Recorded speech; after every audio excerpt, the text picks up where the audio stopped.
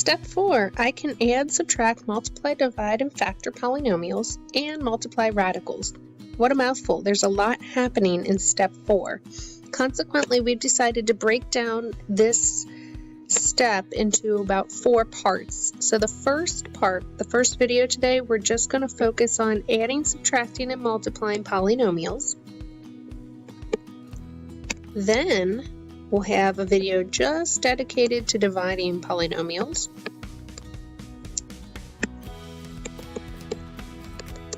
Then we'll have a video just about factoring those polynomials.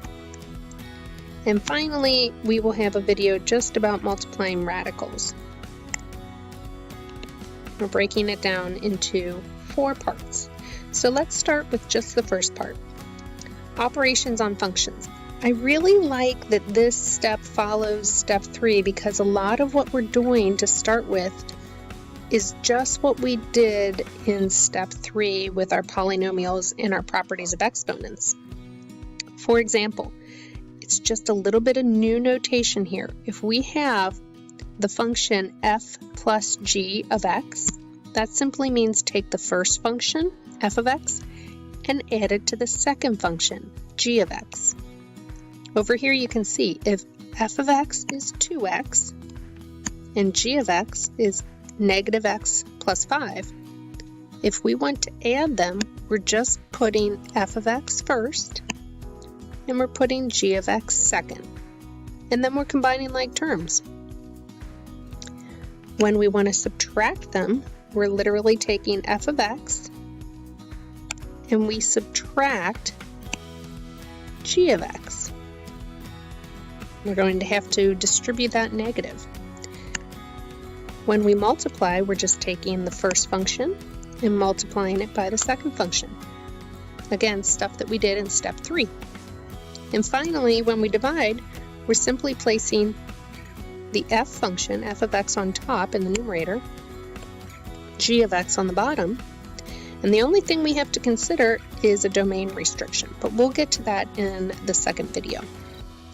Let's take a look first at adding and subtracting these functions. So as you can see, when I want to add the functions, I'm going to take f of x and I'm going to add it to g of x.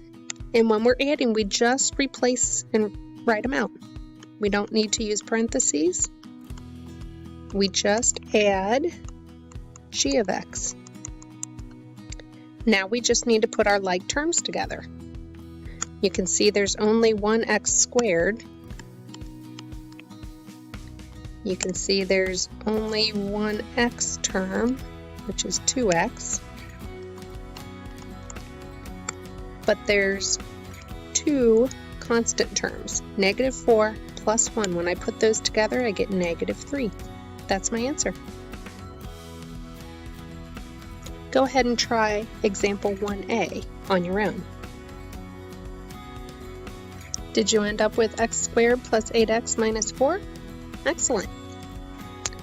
Let's talk about subtracting. This is going to be a little bit different. We're going to still start with our f of x, which in this case is x squared, take away 4, and then we're going to subtract g of x. So we always want to use good notation, which means subtract, open the parentheses, and then we write 2x plus 1. The first thing we have to do is distribute this negative throughout the second set of parentheses. Excuse me, our only set of parentheses. I suppose I could put parentheses on the first function if I really wanted to. I need to distribute. So x squared minus 4, change the sign. Change the sign. I'm just changing the sign of every term in the parentheses, of every term that's part of g of x. And now I'm going to look for like terms. X squared doesn't have anything like it. Negative 2x doesn't have anything like it. And finally, the 2 constant terms. Again, right here I need to take f of x, which in this case is x squared plus 5x, take away 2, and subtract g of x. Now, after a while, you might get the hang of just changing the signs of every single thing in the g of x function. So I'm going to change it to a negative 3x, positive 2. Again, if you want to put that step before it, that's fine, where you subtract 3x, take away 2, and show that you're distributing. But after a while, you might get comfortable just writing the opposite signs for that second function. I only have one x squared term, I have two terms with an x, and I have two constant terms.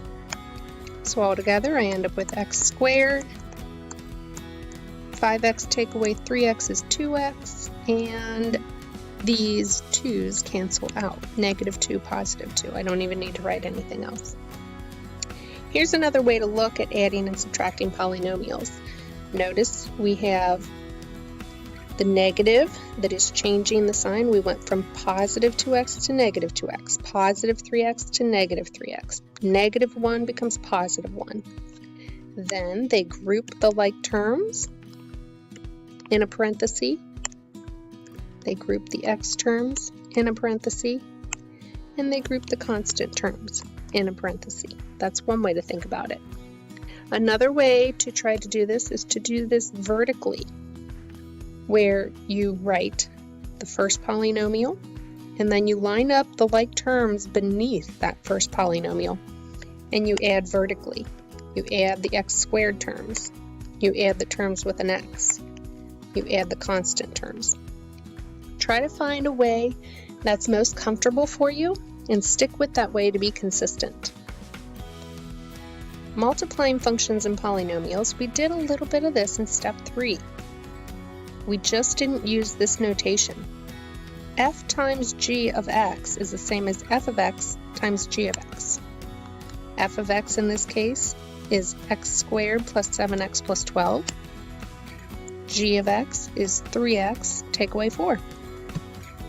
So we just write these side by side. X squared plus 7x plus 12 multiplied by 3x, take away 4.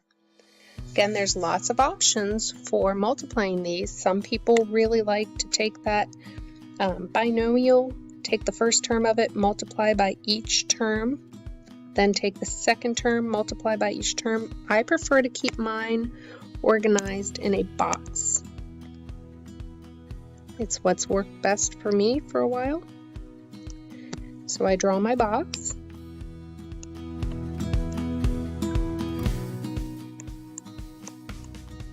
I have a binomial times a trinomial. I already noticed I made my box too big, so I'm going to shave off a little bit of my box. It only needs to be 2 by 3. I made it too big. So I'm going to put 3x, negative 4, x squared, 7x, and 12. Going across the top. And then I multiply. 3x times x squared. Think about those properties of exponents. That gives us 3x to the third. 3 times 7 makes 21. X times x is x squared. 3 times 12 is 36, and the factor of x comes along. Negative 4 times x squared is negative 4x squared. Negative 4 times 7x is negative 28x. And finally, negative 48. So we can take these terms right out of the box.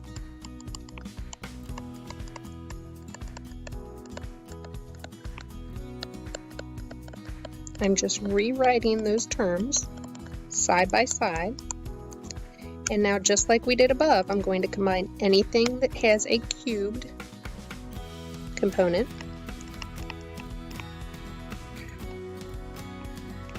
I'm going to write anything that has a squared component. These two can go together.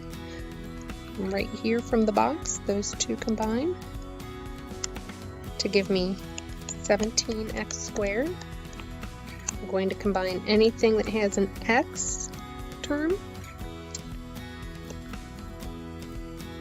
These combine together to give me 8x.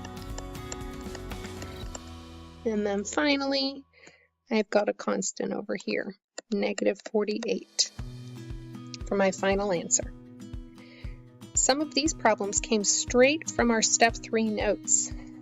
Some of them we did, some of them we didn't do as examples. Go ahead and pause the video and practice multiplying these polynomials and then check your answers. Okay, here are our answers. For the first one, n cubed plus 6n squared plus 2n take away 12.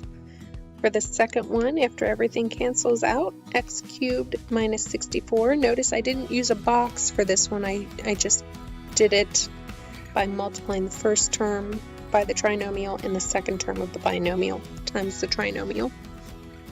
And finally, 6x cubed minus 14x squared plus 19x minus 5.